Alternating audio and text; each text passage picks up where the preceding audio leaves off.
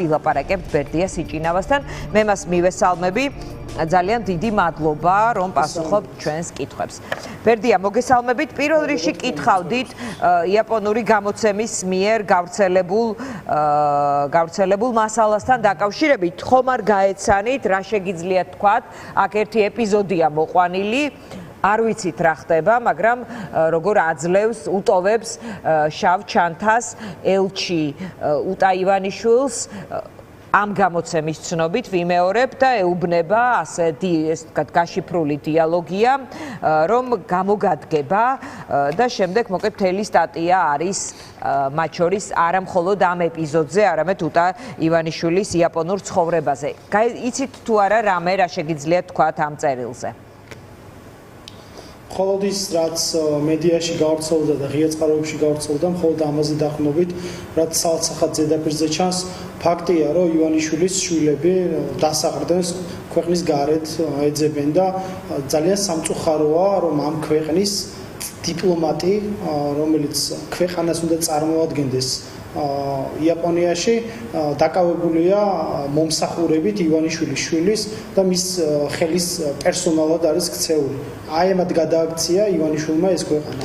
როდესაც ეს ადამიანი საქართველოს სტრატეგიულ ინტერესებზე უნდა მუშაობდეს, საქართველოს უნდა მუშაობდეს, რაღაცა ივანიშვილის პირადი საკითხების მოგვარებით კლერკად მუშაობს ფაქტობრივად იაპონიაში, ტოკიოში. აი ეს შემიძლია თქვა და სამარცხვინოა და ნამდვილად მის დიპლომატიურ კარიერაში დიდ ჩავლაკად შევა.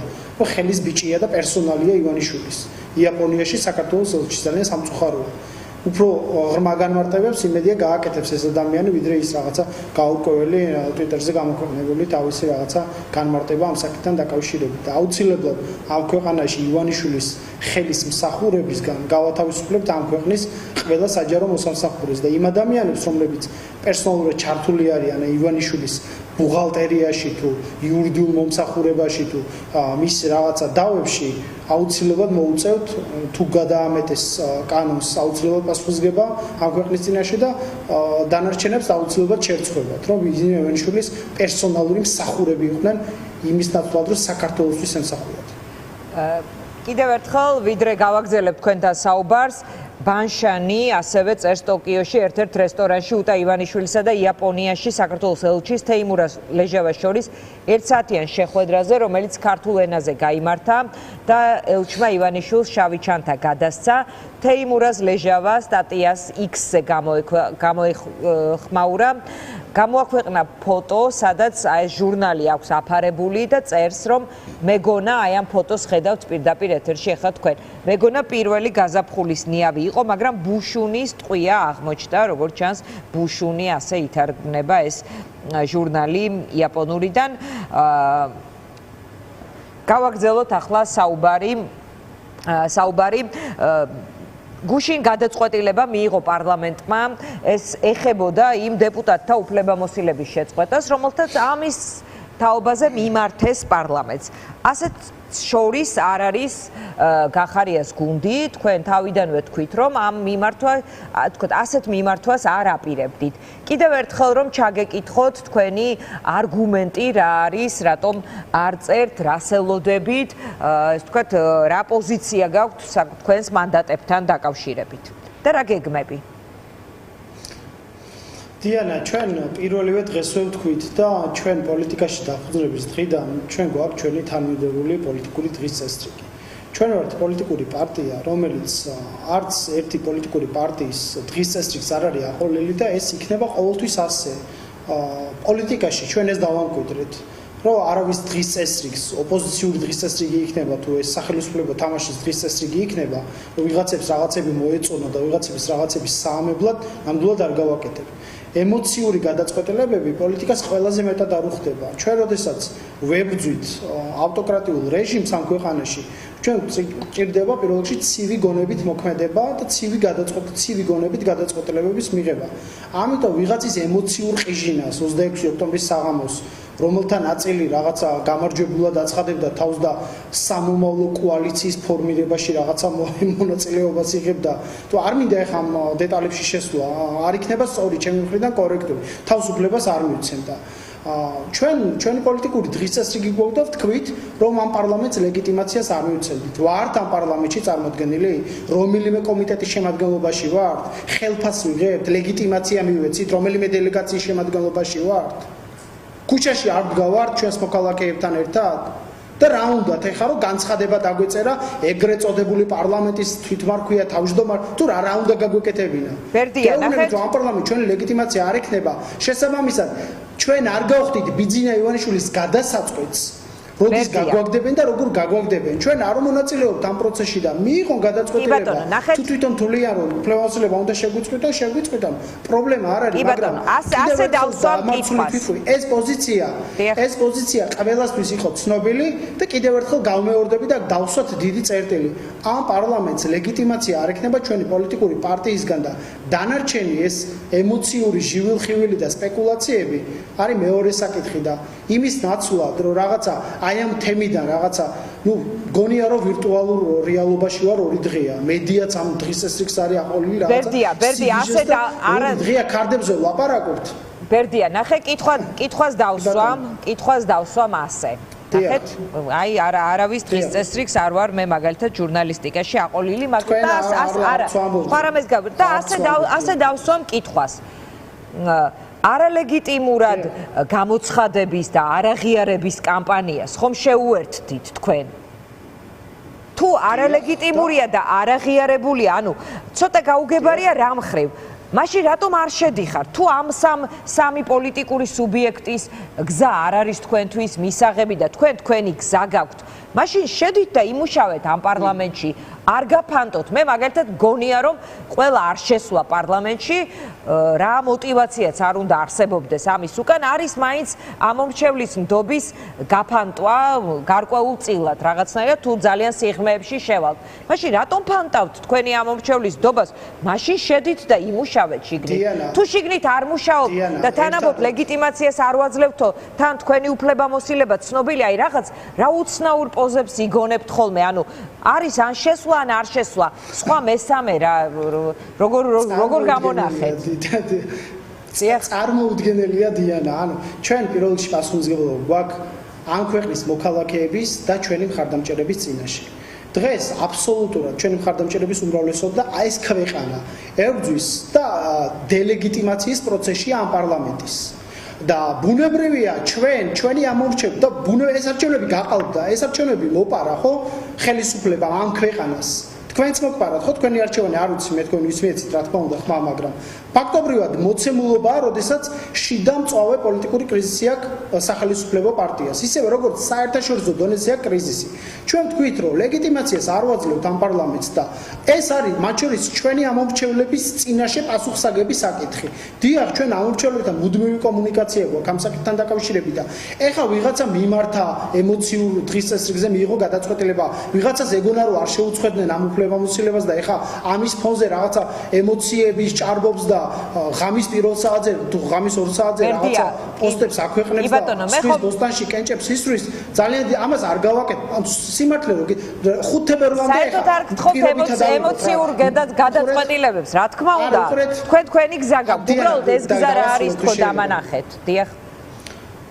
ეს გზა არის რეჟიმის დასუსტება, ეს გზა არის რომ მივაღწიოთ პირველ რიგში ჩვენს მოქალაქეებთან ერთად სინდისის პატიმრების გათავისუფლებას და მეორე ახალ არჩევნებს, რომელიც განმუხტავს ამ ქვეყანაში პოლიტიკურ კრიზისს. სხვა არ არსებობს, სხვა გზა უბრალოდ არ არსებობს. სხვა ვერც ერთი გადაწყვეტილება, რაც არ უნდა მოიგონოს ახლა ირაკლი ყობახიძემ ან მისმა ბატონმა. ბუნებრივია სხვა ნებისმიერი გადაწყვეტილება ამ შექმნილ პოლიტიკურ კრიზისს ვერ განმუხტავს. და რა მოხდა? გუში რომ მიიღო გადაწყვეტილება ამანაქცია ეს პარლამენტი არალეგიტიმურად 5 თებერვლამდე პირობითად ავიღოთ სანამ მაგალითად მამუკა ხაზარაძეს ან ნებისმიერ შეუწყვეტნენ უფლებამოსილებას ლეგიტიმური იყო ეს პარლამენტი ან სანამ კენჭისყრაზე პირობითად არ დადგება ჩვენთვის უფლებამოსილების შეწყვეტის საკითხი ლეგიტიმურია ეს პარლამენტი აი ამ სპეკულაციებში შესწინებები გითხრათ არ ვილაპარაკოთ მათზე ბერდი არ ვილაპარაკოთ მათზე კი ბატონო მე მიპასუხეთ უბრალოდ ეს ამ მანდატებს ინახავთ რისთვის რა დროისთვის აი რაში შეიძლება დაგჭირდეთ საინტერესოა იმიტომ რომ ხომ გეუბნებით მე საერთოდ იმას კი არ გთხოვთ მე მათიც მიკვირს რაღაცნაირად ჩაუგდეს მართლაც ხელში ოცნებას მათი ბედის განკარგვის შესაძლებლობა და ეს ოცნება აღარ არის 2020 წლის ოცნება 3 წუთში გადაწყვიტა 59 დეპუტატის საკითხი. არც იმათ არ უნდათ გავიგე, მაგრამ ამათაც ასე გადაუწყვიტეს. თქვენ ხელში იტოვებთ ამ ბერკეტს, მაგრამ აგვიხსენით, რისთვის იტოვებთ, რა უნდა გააკეთოთ ამ მანდატებით, რა არის თქვენი გზა და გეგმა. ამის ახსნას გთხოვთ თორემ. იმას კი არ გეუბნებით, რომ ემოციურად ძალიან მარტივად. არა მესმის, ძალიან მარტივად დგას საკითხი. დიანა, ამ პარლამენტს ლეგიტიმაციას არ აძლევს არავინ. შესაბამისად, ამ პარლამენტს ჩვენ არ მივმართავთ. თუ თვითონ უნდათ ეს გადაწყვეტილება მიიღონ, აგერ 6 თვის თავზე შეუძლიათ კენჭისყრაზე დააყენონ ეს საკითხი და უფლებამოსილება შეგვიწყვიტონ. მაგრამ ეხა ეს სპეკულაციებში შესვლა, ვიღაცის ემოციურ დღის წესრიგზე აყოლა, სიებს რო ხსნიდნენ, გახსოვთ ხო? გახსოვთ ხო უბრალოდ სიებს რო ხსნიდნენ და იძახდნენ, რომ უფლებამოსილებას ვერ შეიძენს პარლამენტი და ჩვენ თუ ერთობლივად ცესკოს მივმართეთო. მიმართეს და რა უფლებამოსილება ვერ შეიძინა პარლამენტმა მათი გადმოსახედიდან, ოცნების გადმოსახედიდან. დღეს ხო დე-ფაქტო პარლამენტი, ეგრეთ წოდებული პარლამენტი ბრჭყალებში, მაგრამ ფუნქციონირებს, ხო? მათი გადმოსახედიდან, ხო? რომ ვერ უნდა შეკრებილიყვნენ და ვერც ერთი საქმიანობა ვერ განეხორციელებინათ. ამიტომ, რა თქმა უნდა, ამ პარლამენტს ლეგიტიმაციის საკითხს ის კი არ უწყვეტს, ვიღაცამ ეგრეთ წოდებულ თავმჯდომარეს დაუწერა და ვიღაცამ თავმჯდომარეს დაუწერა 59 შეუწყვეტეს და 12-ს დაუტოვეს და იმ 12-6 თვის დავზე შეუწყვეტენ თუ როდი ეს კი არ წყვეტს პარლამენტის ლეგიტიმაცია არალეგიტიმაციის საკითხს. პარლამენტის ლეგიტიმაცია არალეგიტიმაციის საკითხს წყვეტს ხალხი, რომელიც საქართველოს კონსტიტუციის მიხედვით არის ხელისუფლების წყარო. შესაბამისად, აქ დამთავრდა სპეკულაცია. ხალხისგან ლეგიტიმაცია არ აქვს პარლამენტს. არც კობახიძეს როგორც საქართველოს პრემიერ-მინისტრს, არც შალვა პაპუაშვილს როგორც პარლამენტის თავმჯდომარეს, იმ კალიგულას იმას ინციტატუს, რომელიც პრეზიდენტად და არავის არ აქვს, ხო ეს ლეგიტიმაცია, ხო? და წვავე გარე ლეგიტიმაციის კრიზისია. დღეს რატო გცემს პირდაპირი ფორმით ივანიშვილი ქუჩაში? იმიტომ რომ აღიარებას მოითხოვ ჩვენგან რომ აღიარეთ რომ ხელისუფლება ვარო. არავინ არ აღიარებს, რატო უჭერს და უჭერს. ერთია 3 წუთში 59 დეპუტატს გაუქმა მანდატი, არ სჭირდება არც მათი პარლამენტში ყოფნა, არც მათი აღიარება. უკვე სხვანაირია ოცნება თქო, თავის წიაღში ჩეკავს რაღაც 3 და 4 კაციან ჯგუფებს და ამას შემდეგ გაასაღებს რომ ყავს შიდა ოპოზიცია. თქვენ გეკითხებით, თქვენ თქო ამ მანდატის დატოვებით რას იტოვებთ ხელში? აი, მაგალითად, დღეს ერთ-ერთმა ლიდერმა ვინც რჩებაო ამ პარლამენტში რაღაც კარგად ვერ დავიზეპირე ეს ციტატა, რამდენჯერმე დაუბრუნდი ფაქტია რომ თქვენ ხართ ადრესატი. რჩები პარლამენტში ხარ ბიძინას რუსული პროექტი. ანუ მესმის რომ თქვენ ასეთ თაგებს და მონიშნებს, აქ არ ხართ მონიშნული, მაგრამ ასეთ მომართვებს გავიგე რომ არ ეგებით, მაგრამ რა სიტყვით ასეთი განცდა გაჩნდა მათ შორის? მე პირველ რიგში პატივს ვცემ მოქალაქეებს, რომლებიც აი გუშინაც როცა ეს ქარდებზე სისულელი სიგიჟე დაიწყო სრული ქუჩაში იდგნენ და სოლდებოდნენ და ამ ადამიანებს ვცემ პატივს და მათ ბრძოლას ვცემ პატივს. ამიტომ რაღაცა ქარდი დაიდო, ვიღაცას არ მოეწონა, ვიღაცამ არასწორად გაიგო საერთოდ პარტიის ოფიციალური პეიჯი არ ყოფილა და ოფიციალური წევრის მიერ დადებული პარტიის ლიდერებმა, პარტიის წევრებმა გადააზიარეს ახლა და კარგად ჩანდა როგორც შეიკვეთება მოგეწონათ ამ ქარდის. გავიგეთ, ამიტომ მე ამ ყველაფერზე მაღლა ვდგავარ. ჩვენი პოლიტიკური გუნდი ამ ყველაფერზე მაღლა დადგება ყოველთვის. არ გვაინტერესებს ვინ ჩვენს ბოსტანში კენჭების როლას დაიწყებს რაღაც Facebook-სთან. ჩვენ ხო ვიცით ჩვენი ბრძოლა, ჩვენ ხო ვიცით ჩვენი გზა რა გვაქვს ჩვენს მოქალაქეებთან ერთად გასავლელი. ამიტომ ვიღაცის გინებას, როდის იყო ვიღაცის Facebook სტატუსებით გადაწყვეტილებებს იღებდა ჩვენი პოლიტიკური პარტია. ანუ ცოტა ხიმილის მომგვრელია. ხო იცით ახლა ჩვენი პოლიტიკური პარტია ყოველთვის თავისი გზით გამოირჩევა. ვიღაცისთვის შეიძლება ეს გზა ცოტა გაუგებარი იყოს, მაგრამ აი მზის ბოლოს როდესაც მივდივართ ხოლმე ყოველთვის გასაგებიდან ფიქრობთ რომ ეს მანდატები შეიქმნება ვითარება, როცა თქვენ დაგჭირდებათ ეს მანდატები და გამოიყენებთ ამ მანდატებს, ანუ ასე მინდა შეკითხვის დასმამაში. ეს მარჩიელობაა, ეხლა მე რომ მანდატს ვეჭირავ. აბა რისთვის იტოვებთ თქო, ნახეთ? მანდატით გააკვირვებთ ეხლა აი ამ პარტიას ყოფილი პრემიერ-მინისტრები, ადმინისტრაციის უფროსები, მთავრობის, საკონსულტაციო სასამართლოს თავმჯდომარეები, რომელი მანდატი და თანამდებობით და რომელი პრივილეგიას ვიღებთ? კი, გამიგე რომ სახვედით, მაგრამ აღარ რატო არა გვაქვს დიანა, რატო არა გვაქვს ადამიანები იბრძვიან ძალაუფლებაში მოსასვლელად სკამისთვის. მე ხა ანდელ მოცემულობას არ ვიზახ ზოგადად, მაგრამ ჩვენ ეს თანამდებობები, ჩვენი ნებით დავთმეთ, იმიტომ რომ ამ ქვეყნისთვის მსახურება იყო ამოსავალი წერტილი. ამიტომ რაღაცა იმუნიტეტზე და თითქოს რაღაცა თანამდებობას აბსურდია რა. აი ყველაფერზე მაღლა უნდა დავდგე და ცოტა ფოკუსი უნდა გავასწოროთ აბსოლუტურად ხელფასებს არ ვიღებთო, ბერდია. ხომ ხარ თქვენი უფლებამოსილება ხომ არის ცნობილი, არ გერიცხებათ ხელფასები?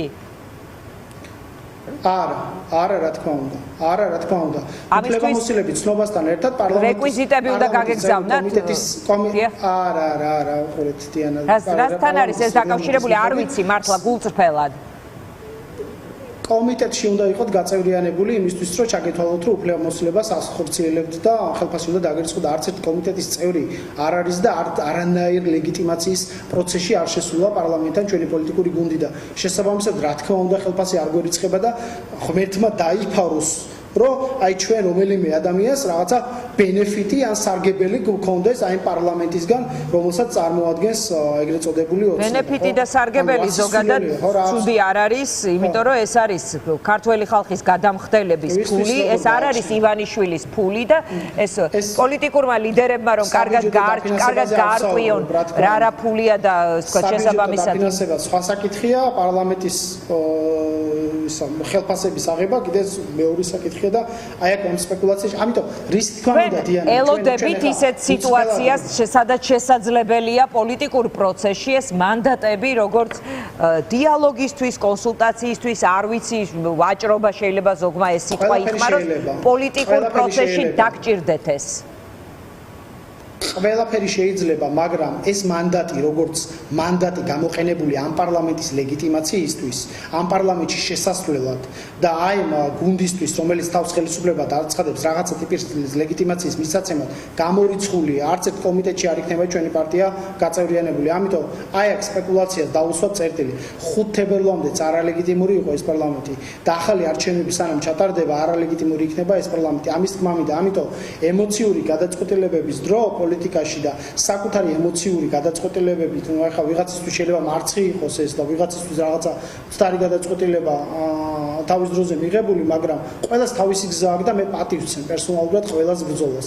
მე მწამს ეს ადამიანები წიბრძვიან ამ ქვეყნის უკეთეს მომავლისთვის, მაგრამ არ შეიძლება ამ ბრძოლაში რაღაცა ღამის პირველ საათზე რაღაცა გამოუცხადო უწყინარი რაღაცა ქარდისთვის, რომელთანაც კავშირი არ აქვს პარტიას და რომლის მიზანი შეიძლება საერთოდ არ იყოს. ბერდი არ იყო მსლად უწყინარი ოცნების თავარი ხაზია, რომ ყველანი ნაცები არიან და თქვენ ამ ქარდის გაზიარებით და თქვენი პასუხის შეთავაზებით ფაქტობრივად გაითავისეთ ეს ამბავი, რომ ყველანი ნაცები არიან. გაუთავისეთ. რომ ყველანი ნაცები არიან თქვენს გარდა. მე მეუბნებით? დიახ, ამ ქარდის გამოქვეყნებით, თქვენი ქარდის დამატებით. ცოტა გიხსნით, რომ ეს ჩვენი ქარდი არ არის თქო. ხო და თქვენი პარტიის ქემოკლიძის გვერდზე ვნახე მე პირადად გაზიარებული, ახლა ის კაცია კახა ქემოკლიძე. შეიძლება რაღაცა გააზიარა, მე რაღაცა არ მოეწონა და რაღაცა სენსიტიურად აღიქვა და სხვა ტიპის გადაწყვეტილება მიიღო. ამიტომ მე ესე გავიგე ამ ქარდის შინაარს გულწრფელად, რომ ეს იყო ოცნების გავრცელებულ ქარდზე პასუხი. კი ბატონო, თქვენ რაც გნებავთ ის გააზიარეთ, მაგრამ თან ხელს რო აწერთ საერთო განცხადებებს, თან რაღაც კონსულტაციები არის ხოლმე დრო და დრო. როგორ? რატო არ მეკითხებთ, რისი არ მჯერა? არ მჯერა თქო. რისი არ გჯერათ? არ მჯერა რომ 20 წუთია ქარდზე ვლაპარაკობთ, რომელიც ჩვენმა მხარდამჭერმა ჯგუფის წევრმა დადო თავის რაღაცა არაოფიციალურ ფეიჯზე. ჩვენი ეთერის 20 წუთზე არის დარდოთ. ბიძინა ივანიშვილს ზორძი და მე ქარდზე ვლაპარაკობ 20 წუთია უბრალოდ. აი მართლა მგონია რომ ვირტუალურ სამყაროში ვცხოვრობ. კი ბატონო. არასერიოზულია ეს ყველაფერი და. კი ბატონო, კარგი. მე მოუწოდებ ამ ადამიანებს. თუ რამე ეწყინათ, ეს მანდატებზე ვლაპარაკობდი, ახლა ცოტა უტრირებთ ახლა ქარდზე ბოლოს კითხეთ. ერთი ასეთი კითხვა მაქვს თქვენთან. ნახეთ, ოპოზიცია გვთავაზობს საკითხის ასე დანახვას, რომ ეს არჩევნები მოიგო ოპოზიციამ და თუ მოიგო ოპოზიციამ და ჩვენ ვართ ხელისუფლება, ოცნება კი არა, ეს იგულისხმებით ყველა ოთხივე. იმიტომ რომ თუ ერთი აკლდება, ეს ასე არ არის. მაშინ ირღვევა ეს კონსტრუქცია, რომელზეც აგებულია ოპოზიციის ხაზი და თქვენ ხართ ამ ოთხის ნაწილი.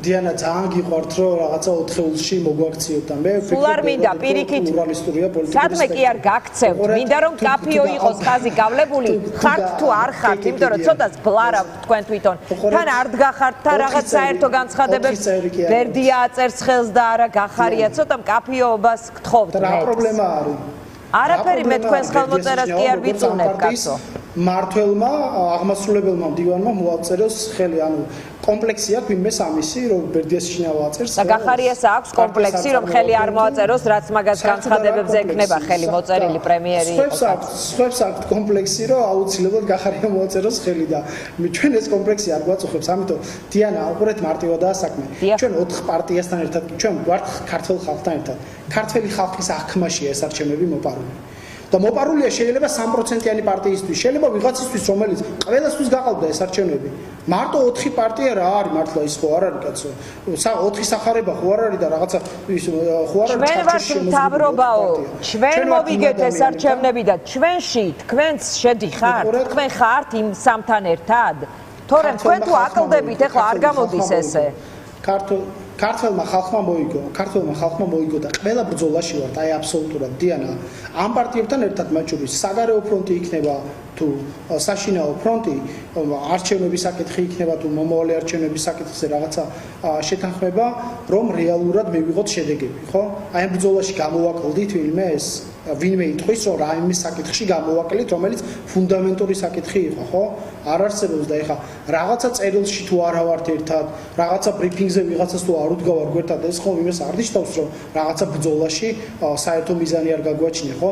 ამიტომ ჩვენ ამ ყველაფერზე მაღლა დავდგებით ყოველთვის. არ არსებობს ჩვენ, რაც არ უნდა ეხა სტატუსები წერონ ადამიანებმა. კი ბატონო, მადლობა, უნდა დაგემშვიდობოთ. ჩვენ ყოველთვის ვიქნებით მათთან ერთად, მათ შორის ქართული ხალხის გვერდით. მადლობა, აღარ გვაქვს დრო, ბერდია სიჭინავა იყო ჩვენი სტუმარი.